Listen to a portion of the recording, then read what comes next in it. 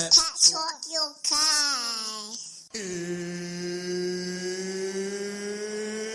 It's time!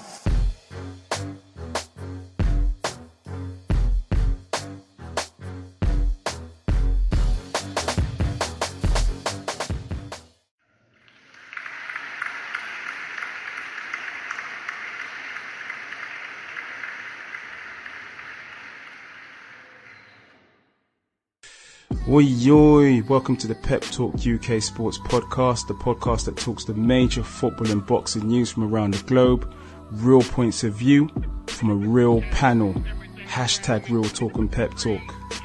I'm your host Frankie B, and today I'm joined by a very special panel today. Firstly, from the beautiful capital of France, Paris, Pascal, how are ya? Ah, Frankie B, Pascal est de retour, mesdames et messieurs, je suis là. Frankie, how's it going, brother? Oh, good, mate. I'm brushing up on my French. Can you say bonjour? Bonjour. Ah, there you go. Very, very pleased to hear from you, my friend. Very pleased to hear from you again. Wicked.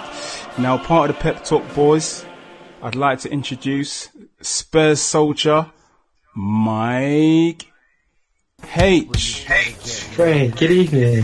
How are you? I'm all good. How you doing? I'm great. I'm great. We've been dumped out of the EFL Cup, but happy to be out of that cup. We're all good, mate. Looking forward to the show. Brilliant. Now, making another appearance on the show, can we welcome from Boxing Luton, JP. How you doing, JP? Yeah, fantastic, mate. Thank you for having me on again. Good. You want to shout out your social media quickly? Yeah, just at Boxing Luton or Facebook.com/Boxing Luton, supporting all the town's fighters and boxing in general. Wow, that just rolled off the tongue. Brilliant, mate. Now, joining us for the first time, I'd like to introduce a special guest, an exciting WBC silver middleweight women's champion, Kelly Morgan. Kelly, how are ya? I'm very good, Frankie, thank you. Thanks for having me. How's training going? Training's going good. I'm barely awake, but it's all good. So, what have you got lined up in terms of your future fights in a brief summary? So we are basically waiting Nicky Adler, the WBC super middleweight world champion, to confirm a date. Their camp has confirmed that we can challenge for that title at the end of the year, but we're just waiting for a promoter to dig deep and get the show on. Brilliant. Do you want to shout out your social media quickly? Yeah, I'd love to, thank you. So Instagram and Twitter, Boxing Morgan 1, and Kelly Morgan Boxing on Facebook. Big up. Let me hear you say big ups, Kelly. Big up. Big up, Frankie. Wicked. Now, finally, joining the podcast, I'd like to introduce another special guest, an exciting heavyweight boxer from Doncaster. Can we welcome the White Rhino, Dave Allen? How you doing, Dave? Yeah, I'm very well, thank you, mate. All good, mate. You had me worried there, mate, but it's all good. So, Dave, how is Donny? I know you're from Doncaster. How's Donny at the moment? Good old Donny. Yeah, Doncaster's just Doncaster, you know. It doesn't really change very much. It still looks the same now as it probably did in the 1940s. So nothing really changes. But yeah, it's all good. All good. Now, obviously, last time out, you was involved in a very, very interesting matchup with Dillian White. You haven't fought since, but what have you got lined up in terms of big fights for the future? Yeah, at the minute, you know, I've changed my manager. You know, my training at the minute is a little bit up in the air. I could be fighting next Saturday on the Box Nation show in Belfast. There's a possibility I'm on there in a 10-round Irish title fight. I'm not really sure if I'm Irish or not, but it's a possibility. There's also an opportunity that's come ahead that I may be able to be fighting. I may be fighting in Canada in December. Wow. And also there's the option of the Anthony Joshua undercard. You know, I'm not sure what's happening with David Price. That fight was muted for October 15th. I was told Eddie Hearn would like to move it to December 10th. There's always Ian Lewis, and you know, I've got a lot of options right now. You know, made a lot of noise, and you know, Dillian White wasn't able to get me out of there. And I think there's a lot of heavyweights out there that you know want to try and make a statement, and that's why it's stopping me. You know, but you know, we'll see. There's a lot of options on the table right now. So basically, 2017 is looking like a big year for Dave Allen.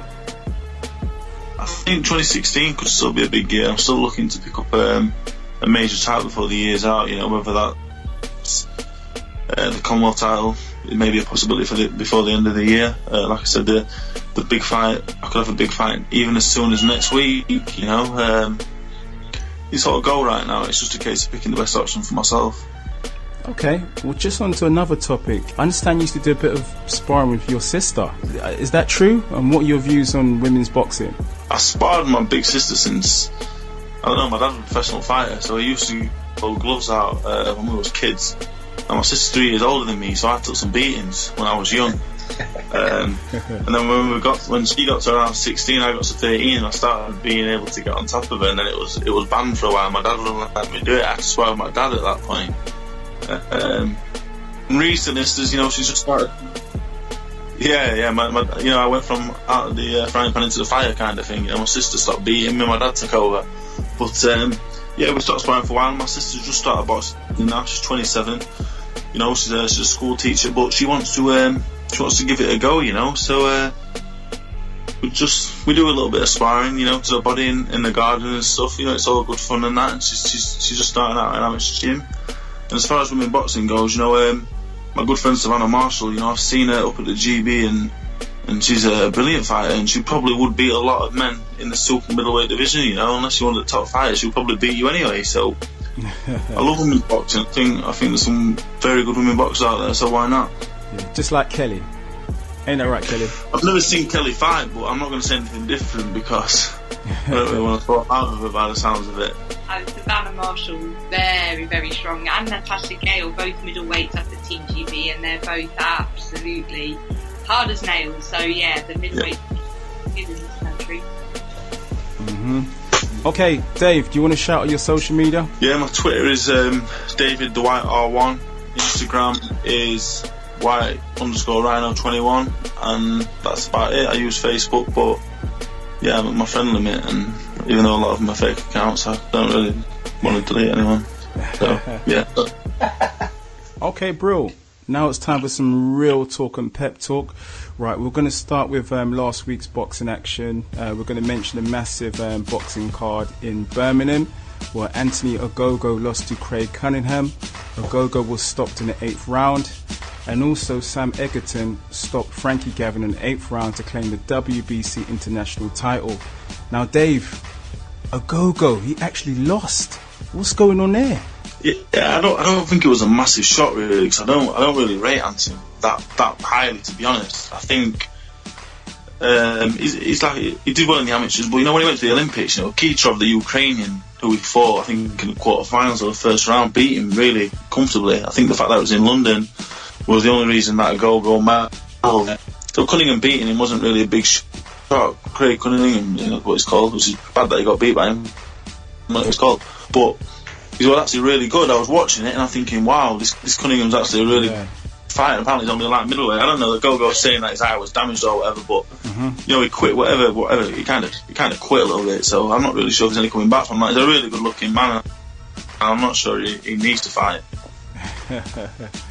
Well, oh, Kelly, Sam Egerton, he stopped Frankie Gavin. Did you get to see that contest? That was a cracking contest. Went well round 6 onwards anyway. But yeah, I mean, what a matchup. Real good. And that kind of real cute boxing from Frankie Gavin versus Sam Egerton, who just is a beast, you know, and looked twice the size almost of Frankie Gavin. So yeah, really impressive. Yeah, and you know, I think Frankie Gavin, I mean, he boxed really well, really lovely, but just couldn't deal with Egerton's power and strength. So it was, yeah, hell of a fight. Yeah, it certainly was. Now, the past few days in the boxing world has seen some major announcements that we'd like to address without fail. Klitschko, he's not fighting AJ Anthony Joshua. It's likely to happen next year in the spring. Now, JP, is Klitschko shook of AJ, as in scared of AJ?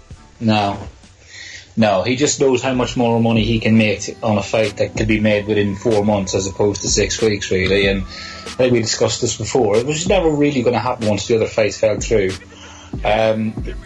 You know, they're going to have to put that in the big stadium. They're going to have the big sale. there's no way they're going to end up shifting that into the O2 in London on short notice. There's too much money to be made for both of them. Klitschko's going to want his even share of the money, or as close as he can get, whichever way it looks at it. So no, he won't be scared of it. And I had this discussion with a few people the other day, and my impression is that, although Dave would probably tell me better, is that Klitschko's got nothing to lose in that fight, and he could come out and he could really just go all out and try and take AJ apart. But other people are saying, oh, maybe he won't, he needs to go out on a win. But not that he needs to go out on a win, that he could be a lot more cautious with Joshua than he would be. But I don't know, I think he's got nothing to lose.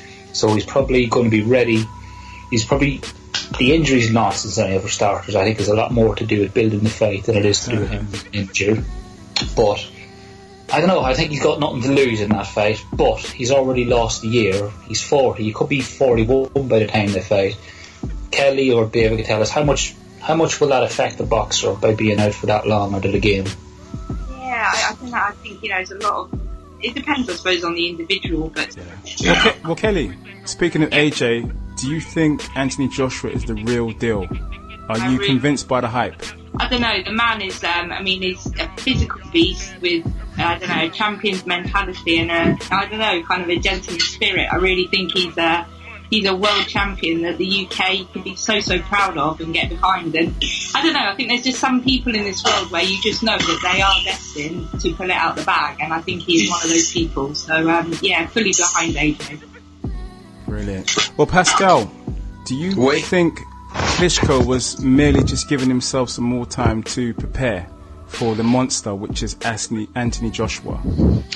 Oh, well, Frankie B, if you look at Klitschko, he's always been in very good condition. He's a very, very intelligent athlete. So, in my opinion, I think that JP is completely correct. He wants to make as much money as possible.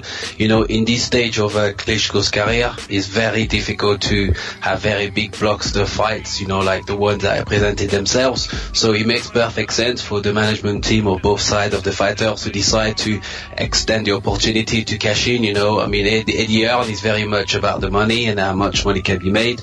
And, a fight next year, will be very, very interesting for everybody, even the non-boxing fans and the neutrals, So it makes perfect sense to prolong the promotion, to make it look exciting. Joshua will probably go and beat the guy he's fighting on December 10th. So I think it's perfectly justified, It's a pure business move, to be honest, in my opinion. Yeah, I was just saying, I sparred Joshua extensively from 2012 for the Olympics, all the way up until the Kevin Johnson fight. I sparred Klitschko for the fight, and you got a favourite with the experience, And don't be surprised, if the fight ends up becoming a pay-per-view fight. I can quite see it going that way. That makes a lot of business sense, doesn't it? Absolument. Well, also, there was some exciting news that broke yesterday. James DeGale will fight Badou Jack for the IBF and WBC super middleweight titles in January in Las Vegas. Viva Las Vegas. Now, JP, it's Titanic. Yeah. This is a big fight. I'm excited, mate. How do you think it's going to go down? Oh, well, you know what? I think that James DeGale has actually improved so much as a boxer over the years. He's just getting better and better as he goes on. I wish I could see more of him, really. I don't know. I'm trying to think, Badou Jack, he's fought some of the other British fighters before. But, that could be a really interesting fight. And you know what? James DeGale, he really deserves that big, massive fight in Las Vegas. He's absolutely earned it. So I'd love to see him win that. I'd love to see him take that home and unify that division. It's brilliant. So really exciting. He's an exciting boxer to watch, James DeGale. He's not the hardest puncher, but he's never in a boring fight. So yeah, I can't wait to see that. Me too. And I just want to say that word again. Badou. Pascal, what type of threat does Badou Jack pose to James Chunky DeGale? Well, I like both fighters. James DeGale, I remember meeting him in a nightclub, and he went home with two girls. And I thought I wish I was a boxer, you know, like James DeGale, you know. Who'd you go with, Pascal? You know, my cage, I went on by myself, you know. James DeGale took the woman I was looking at, but he was a world champion, Olympic gold medalist, you know, and with an MBE. He's very difficult to top, you know. You can't say that to many women, and they refuse you. I just told them I was French and I came from Paris, and it didn't work this time, but you know, I can't win them all, you know. I got to give some to people like James DeGale, so I did not mind too much, my cage. I didn't mind, but you know, I think that the fight will be a very interesting fight because James DeGale has a lot of talent. I love his movement, very, very good movement, very mobile fighter. You know, he finds very good angles. You know, he doesn't really have the discipline of Badou Jack. You know, James DeGale likes to keep his hands quite low and likes to look for openings. But also, you know, I've seen James also lose a bit of concentration during fights. And you know, for me, Badou Jack is a bit more disciplined throughout the rounds. You know, I mean, there was a controversial draw, you know, with Lucien Butet recently. I felt that Badou Jack won the fight myself, and Badou Jack will pose some threat to James. You know, he's getting used to the division. You know, he's defended the titles, you know, a couple of times, and I think it'll be a very, very good fight. You know, I love James DeGale, but I wouldn't be surprised if Badou Jack, you know, becomes the unified champion. You know, it wouldn't come as a surprise for me, you know, if that were to happen. But if I'm honest, it's a 50-50 fight. I do not think, you know, I was looking on Twitter the last couple of days, and a lot of people were saying that, you know, they anticipate DeGale to win it quite decisively, and I don't think that was the case.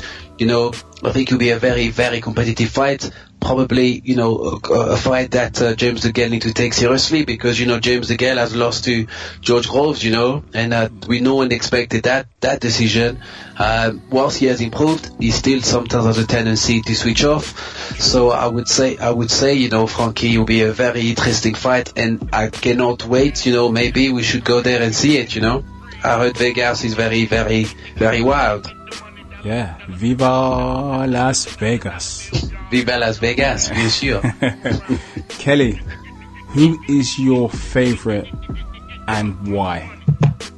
So I'm happy with the Brit, clearly. So I'm going with James DeGale. I mean, on paper, it's pretty even Stevens, but, you know, I think I've been watching social media and there's a nice bit of banter going around. Obviously, James DeGale's asking Badou Jack to make sure the belt is nice and shiny for when he picks it up and all of that good stuff.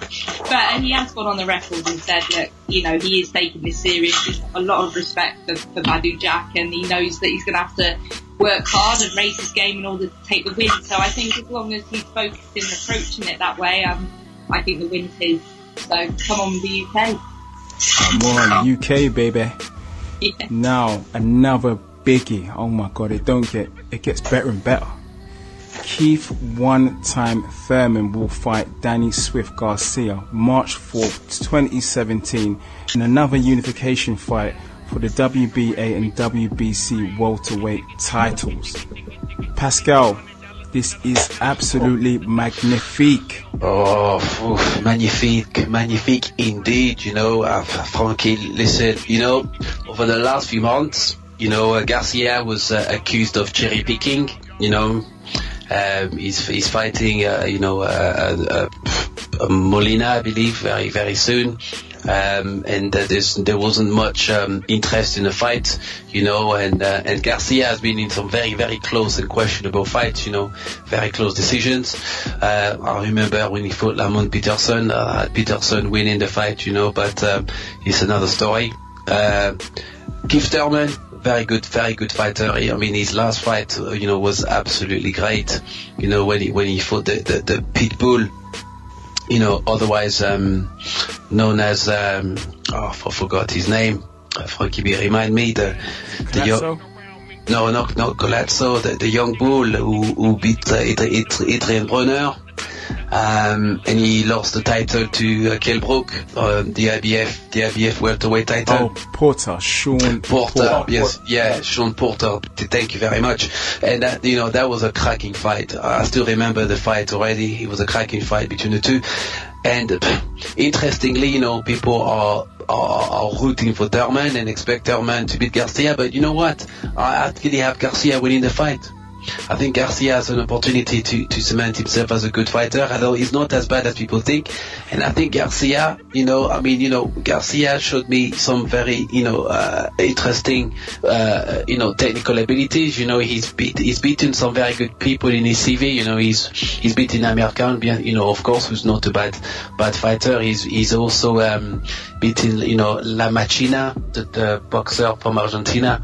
He's got some good people in his record. And I expect Garcia to actually beat Thurman. I think it will be a split decision. And I think Garcia will actually beat Thurman, and I can see Thurman actually going down, from one of his left hooks. Wow, that's a massive call. Massive bien sûr, call. Very, very big call, yeah, but, I'm a man with very big balls, and I call it the way I see it. Now, JP, do you think Danny Garcia's experience in the big fights gives him the edge? Oh, I don't know. It's hard to know. I agree with Pascal that left hand is, he can really cut fighters down with it. And it'll be a different combination of styles between the two. Garcia will be the faster boxer, but then Thurman's obviously got that bigger knockout ratio. He's got a harder hitter, so it's going to be a really interesting fight. But I'm actually dying to see it. And since watching Danny Garcia versus Amir Khan against Robert Greer, I love watching him box. So I definitely can't wait to see this fight. Yeah, because Amir Khan kind of done the Harlem Shake when Garcia hit him with the left hook. Yeah, that was pretty much it. I remember watching that fight and going, it could have been stopped in 2 rounds, but the referee held up Khan for about 2 or 3 more rounds. I think they knocked out in the 4th. But yeah, Garcia can hit too, Yeah, he favours that left hook, definitely. Oh, devastating. So yeah, I can't wait for it. Kelly, how do you feel this clash is going to go? Obviously, Garcia has more experience, but Thurman can throw hellacious shots. How do you see the outcome of this fight? I absolutely love watching Keith Thurman box. It's mesmerising. I'm favouring Thurman. It might be against the run of play, but he is, for me, that fight against Sean Porter, he can fight, he can box, that lateral movement, the footwork, I could just watch his feet. So yeah, I'm a big fan, and I think irrespective of the result, it's going to be absolutely end-to-end drama and entertainment. So I just cannot wait for this fight. This is a big fight. So yeah, bring it on. Kelly, just staying with you, we're going to focus a little bit on women's boxing.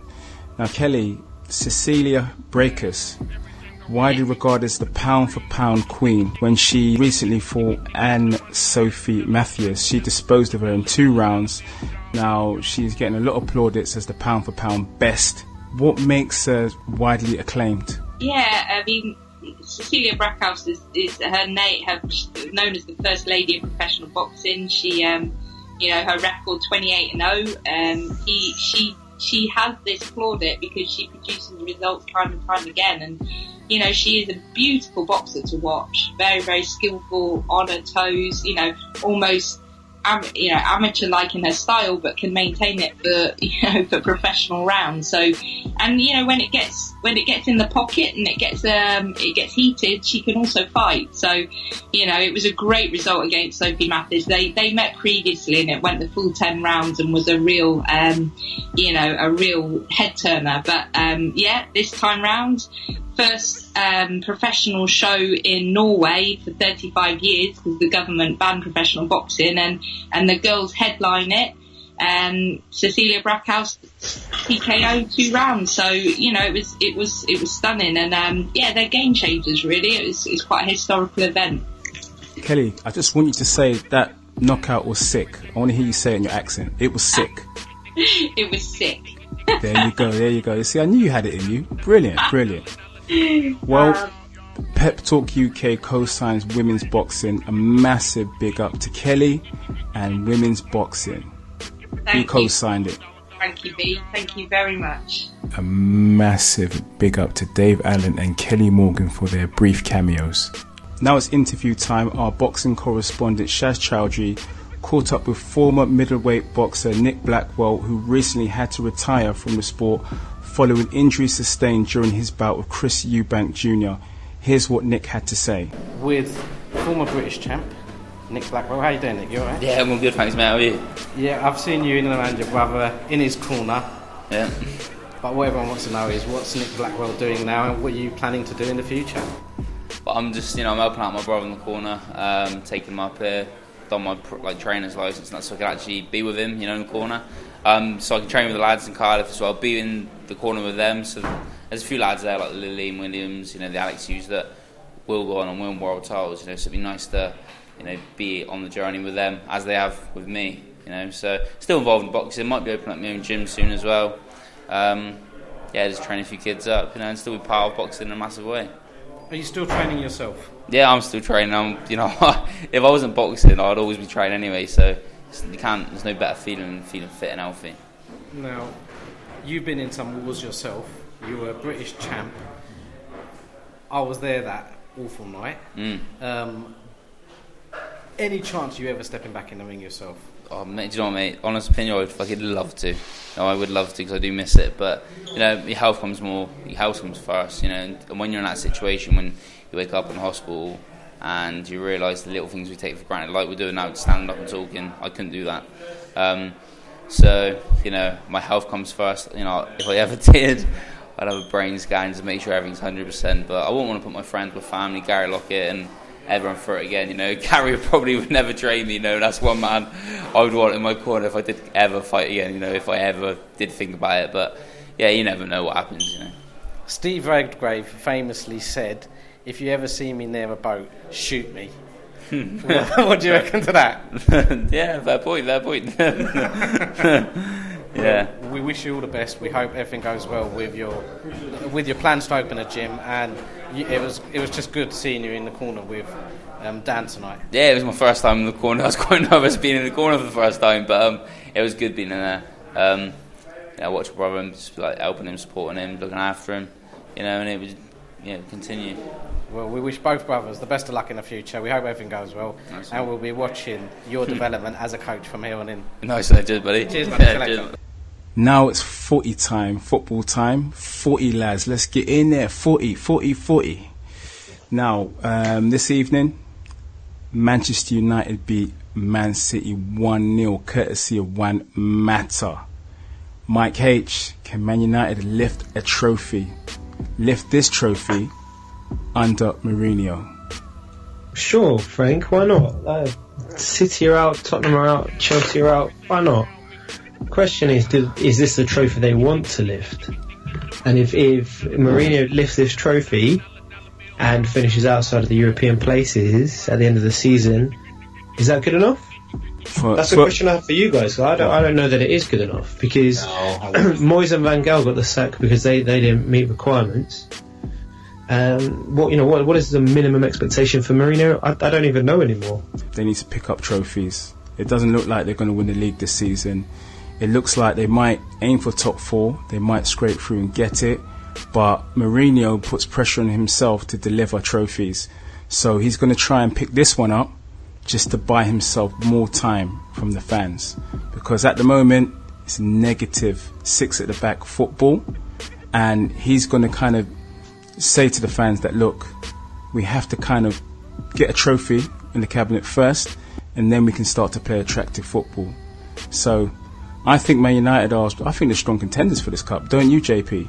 They are. I just seen the draw come up on Sky Sports, and they've got West Ham at Old Trafford in the next leg, so they got a real chance. Yeah, Arsenal play Southampton, Liverpool have Leeds, so they've got a chance. But you know what? I think I'm with Mike on this one, is that they need, even to win this, they definitely have to have top 4. Definitely, he could probably just get away with that.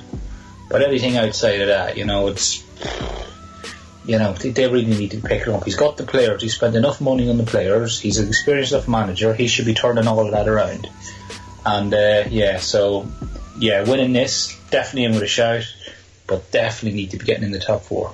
Pascal, who do you see as the favourites for this competition?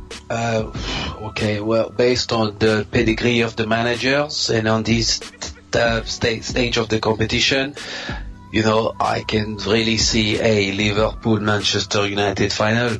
The reason why I'm saying this is because Mourinho is very good at getting his team at this stage of the competition into the final. He'll do whatever necessary to make sure that Manchester United go at least to the final.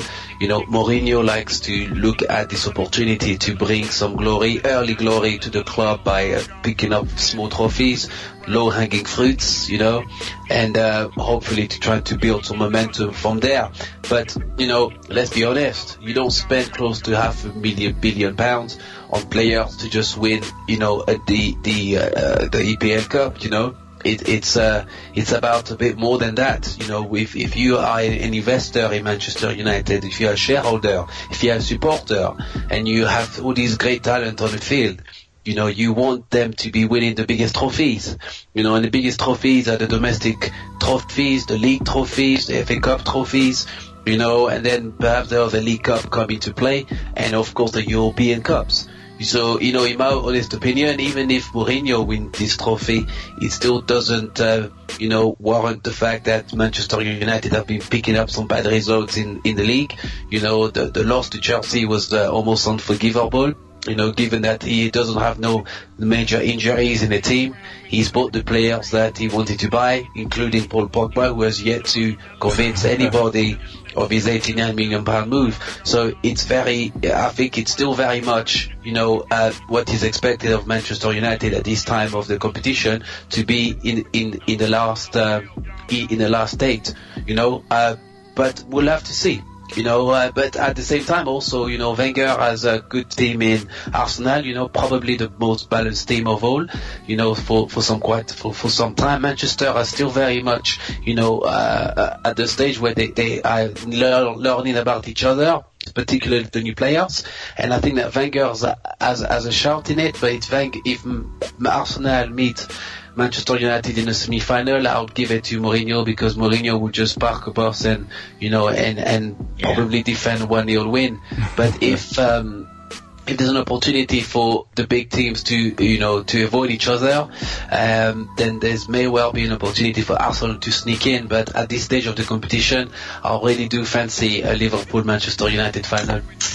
So essentially, who are you tipping? For the trophy, I wouldn't be surprised if Liverpool won it this season. Yeah.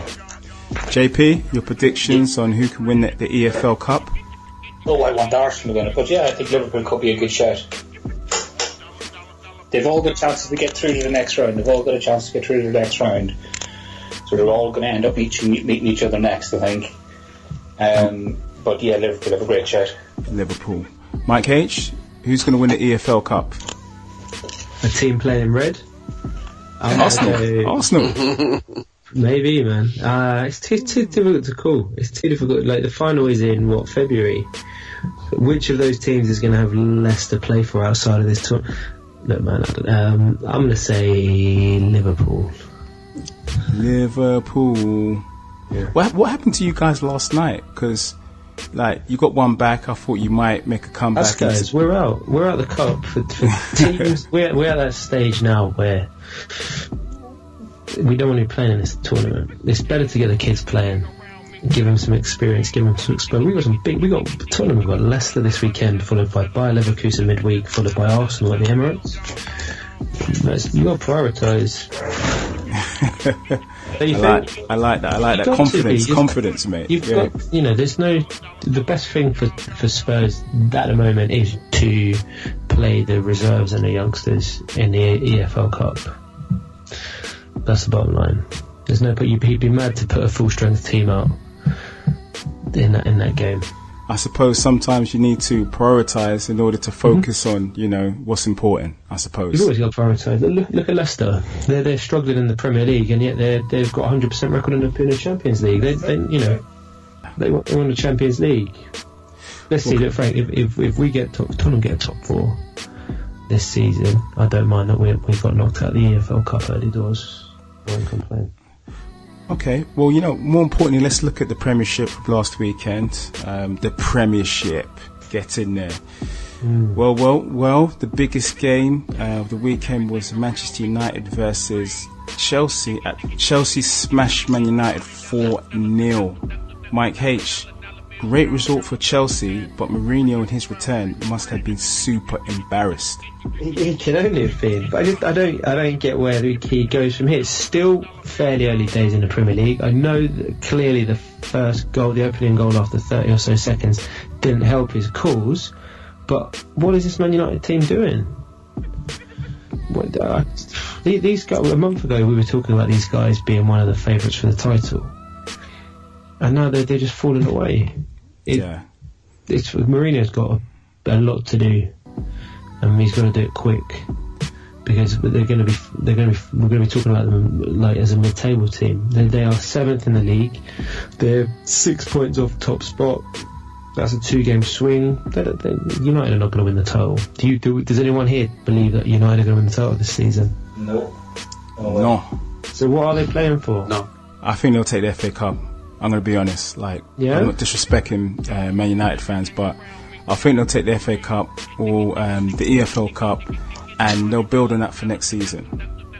Yeah, and you know what? Yeah. It means, sorry to interrupt, but it means that Mourinho can come up with the same soundbite as he does every season, which is like, I always win silverware, even if it's the EFL Cup. So he'll be banging on about that if he wins it. Pascal, what happened to Man United 4-0? Well, what happened to Manchester United is very typical of of what karma. Karma is a bitch, as they say. And karma followed Manchester. Followed Mourinho to Manchester and returned the favor back in Stamford Bridge. When I saw the game, Frankie B, was very, very evident that Mourinho has left some very, very rattled Chelsea players. I mean, Eden Hazard played like he had something to prove, and he wanted to. He really did. If you look at the game, if you look at the highlights of the game, Hazard was a live wire. Every time he gave him the ball, he was dribbling, he was creating openings, he was trying to get involved in every single opportunity, and the goal was just a cherry on top. And the way he celebrated was a very much middle finger to you, Mourinho. Because let's face it, perhaps Hazard was in love with that lovely Portuguese Eva, and who was it? I'm still in love now, Mike H. I'm still very much in love, and she's left Chelsea. But it was very interesting, and also credit to Conte. Genius. He outsmarted the special one, and I think he learned his lesson from the defeat to Arsenal.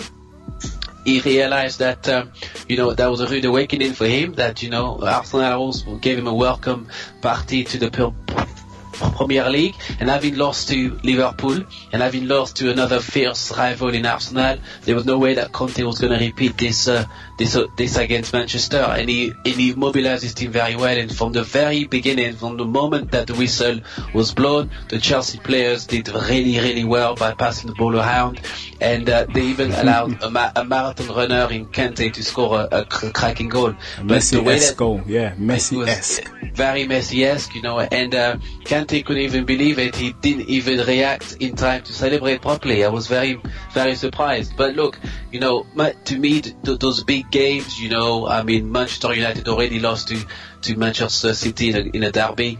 They are losing. They lost at the weekend against Chelsea, which is also a very, very big team. And there are also other games during the season. They drew against Liverpool by playing an army at the back. It doesn't really show any form of title winning intentions. And I know it's still a very long season, but let's face it, Manchester United are not once the force that they used to be. And if I'm honest with you, Frankie B, they are 5 players short of getting back into contention, not even winning contention, into winning any notable trophies, but it's 5 players short into winning anything meaningful as far as the Champions League and the league is concerned. Wow, 5 players. Where are those 5 players? In what positions? Well, first and foremost, I still think they need a world-class striker. Particularly under the Mourinho. If you remember, when Mourinho was very successful, his strikers, during the era of Didier Drogba. Manchester United are crying out for Drogba because the way that Mourinho, positions his team and mobilizes his team, Ibrahimovic is big and strong enough to hold the ball and to allow interplay, to allow the likes of Lingard and to some extent Pogba to come forward. But Drogba is pretty much the bully, the striker that can almost create chances on his own and that can sit there on his own if necessary. And Ibrahimovic doesn't quite have the mobility that Drogba once showed when he was at Chelsea. And Mourinho was able to get the best out of Drogba and coupling that with the likes of when Schemin was there or when other notable strikers at Chelsea. And I think that Mourinho is missing that talisman at the front, somebody big and strong that can actually create those goals opportunities. Also in the middle, I still believe that Schweinsteiger has a place at Manchester because Schweinsteiger is the kind of player that will allow Pogba to go forward and Pogba to come back. He will actually instruct Pogba. Pogba, to me, is not mature enough to make his own decisions and to decide when to go forward and when to go backwards. If you remember when he was at Juventus, the great Pirlo and Marquinhos were almost helping him and assisting him. So Pogba almost had a free role, but Pirlo was able to distribute the ball like a Mozart. The way he was playing those balls to Pogba was just like poetry. And Marquinhos was also very good at shielding Pogba and of almost masking his defending deficiencies. And if you remember the last goal that Kante scored, Pogba was the closest to Kante and he couldn't even, stop Kante from going past him. So to me, Pogba is overwhelmed by quite a lot of things. He's trying to hide it with his dodgy haircuts, but Pogba doesn't have the ability to make good decisions, and he's a bit lost. He's like a big fish in a very, very, very big pond, and he doesn't know what to do with the space that he's got in the opportunity, and also the shoulders. The expectations on this poor lad must be so high for him, and I just don't think this season will be a good season for him. See, Pascal, I think you've hit something there. I think the expectation, I think being the world's most expensive player can only weigh on him. I wonder whether Mourinho has figured out how best to play him. I agree. But to me, the answer is in Schweinsteiger. Schweinsteiger can bring the best out of Pogba. Pogba cannot bring the best out of himself because at Juventus, he was surrounded by very good players, and people forget that, Experience, He hasn't got the experience yet. This is the truth. I'll give you some very interesting examples, which everybody can agree or disagree. But France, final with Portugal, if Kante had played, France would have won the cup. Pogba plays, is nowhere to be found. The Manchester derby, Pogba plays, is nowhere to be found. Against Chelsea, Pogba plays, is nowhere to be found. But against Leicester, Pogba plays and scores goals. Against Fenerbahce, Pogba plays and scores goals. If you look at the opposition he's playing against in those circumstances, he's not the best opposition in Europe, and he's able to make something look superb. But against the big clubs, and we're looking at £89 million, even when Pogba was at Juventus in the final against Barcelona, he wasn't able to do anything of note.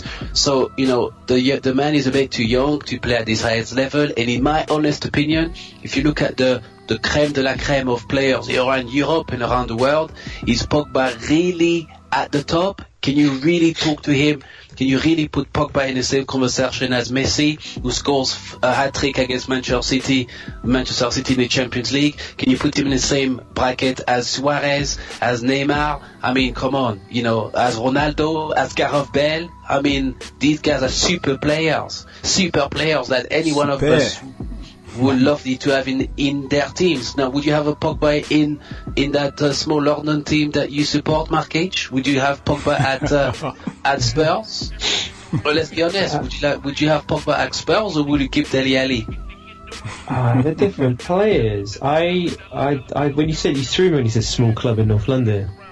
I wasn't sure who you were talking about. There's only one small club in North London. There's only one club. You know that we play in a week, right? I'm very much looking forward to it. If you win, I'll send you a baguette from Paris. That's fine. Okay. That's fine, Pascal. JP. Now, Chelsea a point off City, Arsenal and Liverpool. Do you think people have written off Chelsea too early?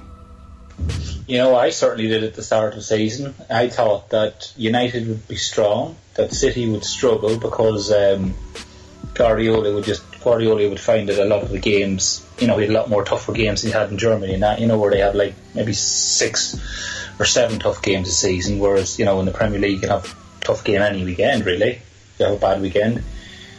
But yeah, definitely, I thought, I didn't really think Chelsea would really be pushing up there at all. I thought to be, you know, with the manager the way he is, so forthright and so, you know, well, I don't hate to use the word passion, but you know what I am. I thought he'd end up falling out with the players eventually, but it's gone the other way. It's definitely got me fooled, I tell you. So are they really just a point off the top? Just a point. Really? Just a point. 1 point between. Wow. 50. So they've gone under the radar. They've gone under the radar. Wow. Yeah, it's a really competitive league. That's why. Yeah. Really Watch out for Chelsea, fellas. Watch out. They're starting to come good. They're figuring out this formation that works for them. They've got world-class players on the pitch, and they play once a week. Chelsea. Do not write them off. Yeah, that's a fair point. You can't write them off. If you've been awake for more than one Premier League season, you cannot write Chelsea off. Yeah, true. The Blues boys. Now, Spurs drew 0-0 with Bournemouth. Mike H, are you guys impotent? When you haven't got the league's top goal scorer on the pitch, it's going to show. We create chances, we're not finishing them off. I think there was some crazy Champions League stat that said something along the lines of, in 3 Champions League games we've had 40 plus shots on goal and we scored twice. Wow. We got some defend, we're unbeaten still, but you don't win the league with draws. We're hoping that Harry Kane will be back in time to face Arsenal. That's right. You know, they got good players on the pitch. Vincent Janssen is taking time to get used to England. He's not banging in the goals, as you might have hoped. But Lucas Perez only came in and he scored 2 goals. Yeah, and every player is different. But Pascal, you know how it goes. Pascal, you know that some players need more time than others. Of course. You know, Harry Kane came onto the scene and he started banging goals straight away. Yeah, but then again, he was in England. We'll see, fellas. We're a quarter of the way through the season. Yeah. Spurs are 1 point off top spot. If that's impotent, then yeah, so be it. But yeah, you know, scoring goals is going to be, it might be our Achilles heel this season. We'll see. We're still unbeaten. We have a better defence than anyone else in the league. Fact. So that will help us out. Yeah. That if you have the best league if you have the best defence in the league, that normally means you're going to finish in the top 4 places, right? Yeah, it's true. You won't be far off if you've got the best defence. Yeah. But speaking of firing blanks, Arsenal, JP, are Arsenal flattering to deceive once again? 0-0 to Middlesbrough at home. Seriously? Yeah, absolutely disgraceful. That Theo Walcott's rubbish, isn't he? No goals out of him. Just one of those days, just kind of an off day. I didn't see any of the game, but I don't know. I think there's a lot more energy about Arsenal this season, which I didn't. You know, you never know what to expect with them. But it's early days. I think what Mike was saying as well. You know, we'll see where we are at Christmas time. Just after Christmas time, after the quick run of games, we'll see where everybody's at then, and we'll just take it from there. But I mean, I didn't see any. I don't know what the game was like. Did Arsenal go close? Was it a tight game, or was it just one of those games that just stifled, or what was it? It was a very, very tight game. Middlesbrough banked loads of players at the back in defence, and Arsenal rarely had any chances, to be honest. Middlesbrough actually could have won the game. Well, there you go. And you know what, Frankie? I think it's telling that City, Spurs and Arsenal all played in the Champions League midweek. Yeah. And they all of them drew. That's real talk. That's real talk on Pep Talk. That's right. That's true. I think the team that wins the title will be the best, you know, at managing the games in terms of like going away in Europe, winning their games, getting good results, and coming back home in the Premiership and following on from that. I think that's going to be the difference, and it is quite hard to juggle them. Or as Mike said, those who don't have to go away in Europe don't have to worry about it, will they? Like Liverpool. Yeah, like Liverpool, and that's what I'm going to move on to. Liverpool, Pascal, they are winning. Firmino, Lallana and Mane are looking like problems. A whole load of problems to Premiership defences Are they serious contenders for this Premiership? Very, very much so. Listen to me, Frankie B. I think that the Liverpool players are learning Germans, and if Jurgen Klopp is talking to them, Jurgen Klopp is secretly telling his players that they can win the league. Very much so. He's saying one thing in the camera with his dodgy smile, but behind the changing rooms, he's telling every Liverpool player that the league is for them to grab. As Mike H has already said, they like Chelsea, they only play one game a week. You know, they are in the cup competitions. But if you see the way that Jurgen Klopp is getting behind the players, they are playing for him. And this Sadio Mane that they've bought is an absolute great player. Is a bargain of the summer, £32 million from Southampton. I mean, it's a very, very good acquisition, and he seems to have settled very well into the team. Firmino is also, playing very, very well. He's tracking back, and he's also creating opportunities. And for me, the stellar performances week in, week out come from their Coutinho. Coutinho is an exceptional player. And to the point where, Sturridge is not even finding a place in the starting 11. We don't even know whether Sturridge will even finish the season at Liverpool. I don't think that Sturridge, fits into the Jurgen Klopp way of football. And I wouldn't be surprised if he goes on loan in January or even gets sold. Though he played yesterday in the EFL Cup, it was just a matter of playing a second string team, and to give him some game time, to maintain the value of Sturridge, because if you don't play Sturridge, you lose his value when you want to sell him. So he has to play Sturridge, and he has to force himself to play Sturridge when necessary. But don't make no mistake, Liverpool are going to be there till the very, very end of the season, and the less competition Liverpool are in, the more chances it is for them to be part of that top four. A lot of Liverpool fans claiming that they can win the league. I don't think they will, but Jurgen Klopp is certainly, making that statement with every game that passes by. But they still need a world-class finisher, and they haven't got that yet. Yeah. Well, they've got a good chance, and let's see what happens. That one game a week or less games might help them. And I think those hugs from Jurgen Klopp to his players, I think that's helping them also. Very much so. Very tactile man, very touchy-feely, Right, maybe you should give out the hugs to the podcast peeps. I'll just stick to presenting. Now, Burnley beat Everton 2-1. JP, I thought Everton were meant to be serious contenders for top four. So did I, and they started off alright, didn't they? So, they got a draw with the Spurs, and that was the good start. They pulled off some good results, and now I can't remember the last time they've won Everton. So, they've gone a bit flat, but they've got a good manager in Koeman, and I think he can turn it around for them. And they probably I'm not sure if they've gotten taken over or getting taken over, but they'll soon have some money in the club anyway, one way or the other, and they'll do alright. But they've did a really good job getting in Ronald Koeman. That's a brilliant choice of manager for them. They'll come good one way or the other, and probably get maybe top 6 or something in the end. Yeah. Well, Everton are a difficult team to beat. Now, Mike H, Sunderland, what? Again, every single week I ask the same question. What is going on with Sunderland? You want the short answer? They're getting relegated. Yeah. They're getting relegated. They got 2 points from 9 games.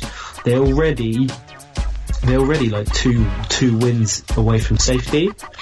It's early days, but they're yet to win a game. They got 2 points. Big problems, and it doesn't help when the manager comes out at the start of the season and says they're going to be battling all season. I like Kone at the back, but O'Shea, 2 seasons ago I didn't know why O'Shea was starting for Sunderland, and he's still starting for them. It's difficult for them to attract players given their location and the size of their club. They're in trouble. What will probably happen to them is that Sam Allardyce will come back and try to do a job, but I think this might be the season they go down, Frankie. I think they're going to struggle. I really think they're going to struggle with Hull. I think Hull and Sunderland are going down, and then take a pick after that. Hull City. Do you know how many goals Hull City have conceded? They conceded 22 goals in 9 games. Ready. That's more than 2 a game. Now they're gone. Wow. Forget it. Sunderland and Hull are getting relegated. That's some San Marino stats. Thurman had 22 goals conceded in 9 games. That's mental. Already. Yeah. Wow. What about West Ham though, Mike Cage? West Ham, like, after the bad start, they've started to pick up results again. West Ham are going to get mid-table, aren't they? They look like they're struggling. They haven't adapted too well to move into the London Stadium, as they're now calling it. They got some good players, but I'd go mid-table, Frankie. I can't see this West Ham team pushing the top 8 teams. It could happen. As we said, it is early days. If they win the next game, they'll be top half of the table. But they're struggling. They do have Payet, so you'd imagine that a turnaround isn't too far away. But I just don't think West Ham are going to do anything. Maybe West Ham will be contenders for the EFL Cup now that they've knocked Chelsea out. That's a good shout, that is. That's a good shout. Now, moving away from the Prem, the Ballon d'Or shortlist for the best player in Europe has recently been announced. That is, on the list, we've got Aguero, Aubameyang, Gareth Bale, Buffon, Ronaldo, Kevin De Bruyne, Dybala from Juventus, Diego Godin from Atletico Madrid, Griezmann, Higuain, Ibrahimovic, Iniesta, Koke, Toni Kroos and Robert Lewandowski. Now, JP, why is Buffon there? Like, real talk, why is Buffon there? That's how I feel. Some nice pictures of him over the summer playing with some kids on the beach somewhere, so maybe they threw him in for that. But he's a legend of the game, isn't he? I don't know. I can't. You know what? Maybe he's just probably goalkeeper.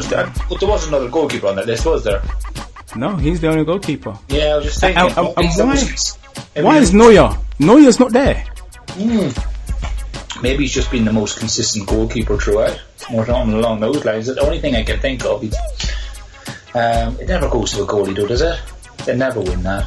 Well, I remember Oliver Kahn once won it. Oh, really? Oh, yeah. God, well, it must have been about 10 or 15 years ago. Yeah, it was quite a while ago. I'm showing my age now, aren't I? Yeah, you are a bit, yeah. But no, that's alright. No, that's good. I mean, I think probably I would like to see Gareth Bale win it, to be honest.